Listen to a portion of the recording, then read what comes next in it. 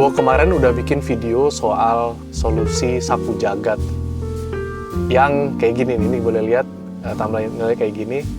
Dan ini gue sering banget ngomong kalau tidak ada solusi sapu jagat itu. Kenapa? Karena balik lagi tuning engineer ataupun sistem engineer itu kerjanya di bagian gray area gitu. Batas antara benar dan salah itu mungkin nggak kelihatan gitu. Yang kita bisa lakukan adalah kita gather informasi, kita determine masalahnya, dan kita berikan solusi terhadap masalah itu. Selama solusi yang kita berikan itu bergerak lebih baik daripada sebelumnya, maka tugas kita sudah selesai. Seperti itu. Nah, di sini gue mau sharing kesalahan-kesalahan gue juga melakukan hal ini dulu, tapi gue mengingatkan aja bahwa mungkin gue dulu melakukan ini salah loh, gitu. Ya intinya kalian nggak perlu ngikutin kesalahan gue lah, gitu. Future-ian di sini. Jadi gue lagi ngedit, ternyata gue butuh nambahin satu informasi lagi. Disclaimer, konten ini itu yang gue omongin hanya berlaku untuk sistem optimization di panggung yang berhubungan dengan PA system, speaker, dan sub yang terpisah untuk melakukan pertunjukan gitu. Dan dengan asumsi adalah speaker-speaker yang digunakan itu sudah well research, artinya kita sudah mendapatkan penelitian lewat pabrik gitu. Pada dasarnya kita hanya menggunakan hasil dari speaker pabrik tersebut. Buat kalian yang berprofesi sebagai pembuat speaker, video ini tidak tepat buat kalian gitu. Jadi gue percaya bahwa kalau untuk pembuatan speaker banyak disiplin-disiplin yang harus diselesaikan. Kebetulan yang gue omongin ini itu sangat tidak tepat untuk kalian pembuat speaker gitu ya. Jadi gue akan tekanin apa yang gue omongin, gue akan sampaikan lagi apa yang gue omongin adalah sesuatu yang pernah gue lakuin, dan ini hanya berlaku untuk sistem perpanggungan atau sistem konser gitu. Jadi spesifik untuk sistem panggung gitu ya. Oke, kita lanjut ke konten gue. Kesalahan pertama. Jadi tuning engineer itu sangat bergantung terhadap mikrofon. Dalam hal ini measurement mikrofon. Mikrofon ini itu diharapkan dapat merepresentasikan kuping kita, sehingga trace yang kita dapat itu cukup akurat gitu. Nah, yang jadi masalah adalah kalau kita main di konser, area penonton itu besar. Pertanyaan pertama adalah di mana kita naruh mikrofonnya, ya kan?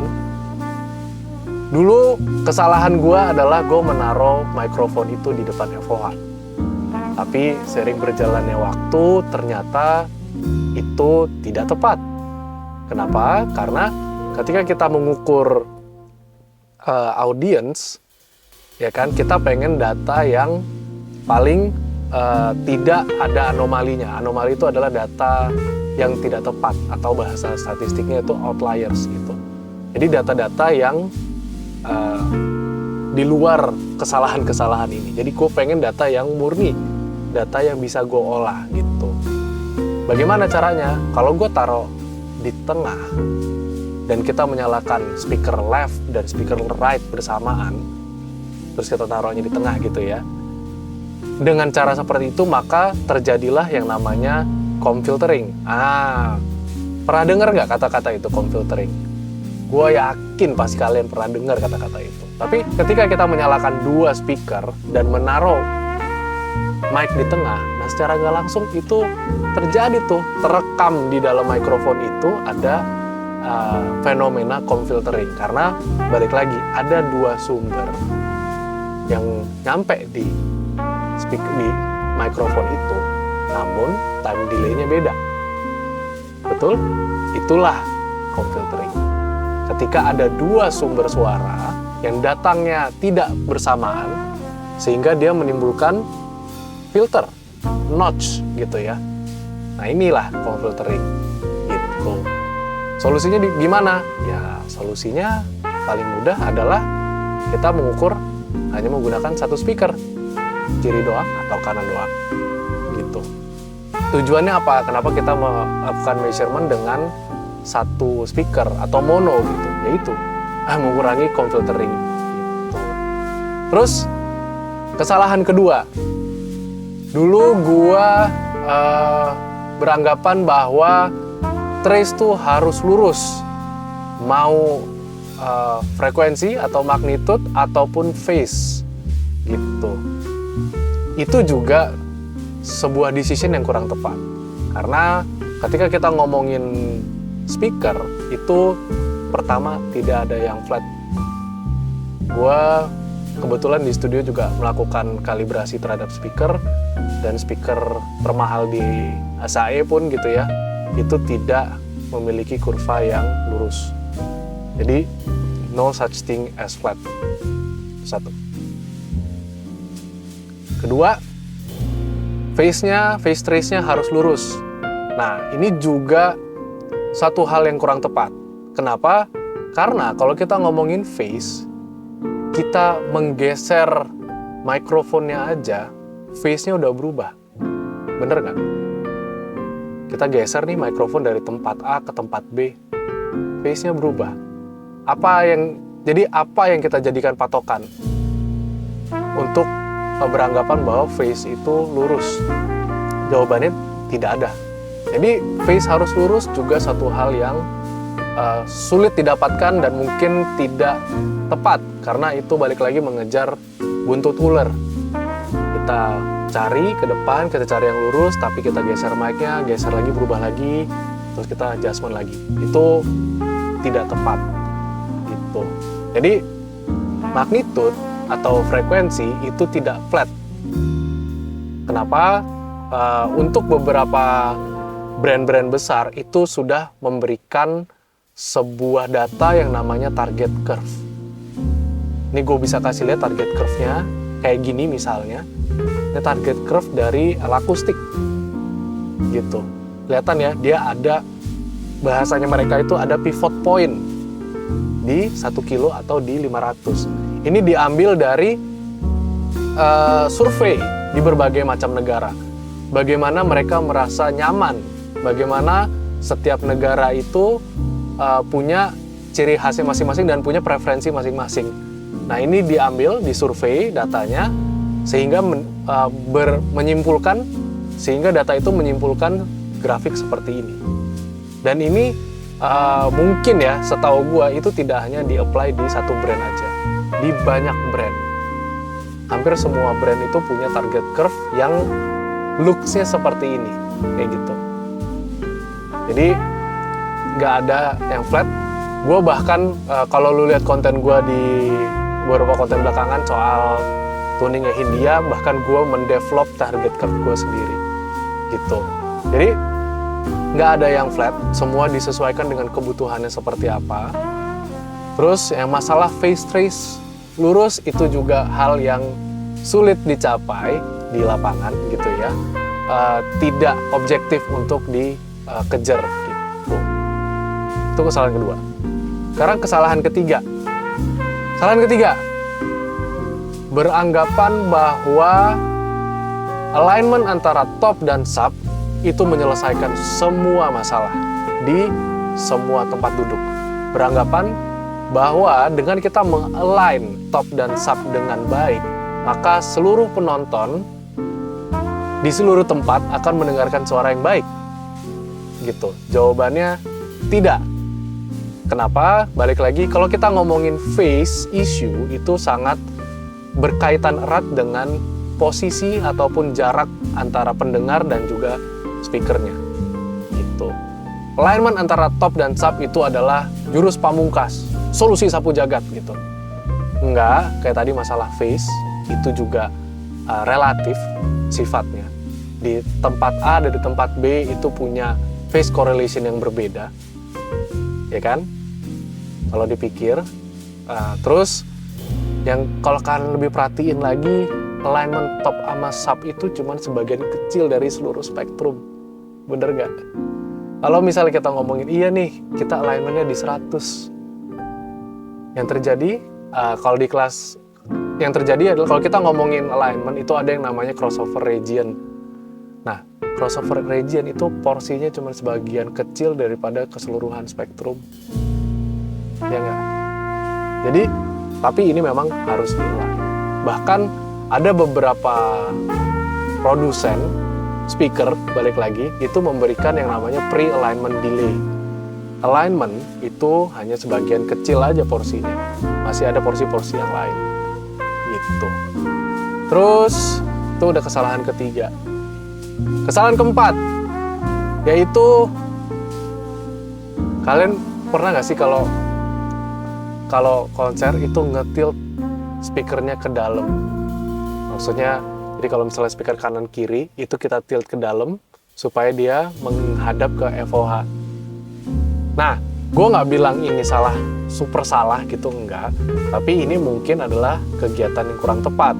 Kalau di gue bilangnya adalah gue kalau tilt ke dalam itu takut bocor ke dalam panggung. Ya kan? Makin bocor ke panggung, speaker kencang, malah yang terjadi adalah feedback. Gue takut playnya atau dispersinya itu bocor ke dalam panggung. Tapi sebenarnya ada juga perspektif lain. Kalau kita tilt ke dalam, itu hanya memberikan experience terhadap FOH dengan baik. Tapi kita lupa bahwa experience penonton di tempat lain itu juga harus dipikirkan. Misalnya ada penonton yang posisinya di pojok gitu ya, itu juga harus tercover dengan baik speaker audionya gitu. Jadi hati-hati dengan tilt speaker ke dalam. Berarti kalian hanya memberikan experience terbaik di FOH, sedangkan di tempat lain berantakan. Balik lagi, sistem engineer itu bertanggung jawab terhadap distribusi ke seluruh penonton, bukan ke FOH doang. Oke, itu kesalahan keempat. Kesalahan kelima, ini juga gue dulu melakukan hal ini. Gue dulu beranggapan bahwa kalau tuning itu nggak boleh EQ.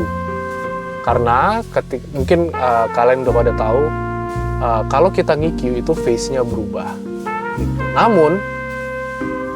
Namun, gitu ya. Pertama kita tahu bahwa kalau kita EQ, ada perubahan fasa di frekuensi tersebut, gitu ya. Tapi ada baiknya kita melakukan EQing juga. Balik lagi, ini adalah kesalahan gue dulu. Gue dulu salah melakukan ini, bahwa gue nggak mau EQ. Gue flat. Gue bahkan dulu sangat bangga bahwa speaker gue flat kayak gini gitu. Cuman karena gue ngerasa waktu itu gue nggak mau outsmart speakernya. Speaker itu sudah melalui berbagai macam R&D. Nah, gue ngerasa gue nggak bisa tuh ngikutin R&D itu. Gue nggak bisa melakukan R&D itu, dan gue pengen bikin speaker itu clean kayak keluaran pabrik gitu.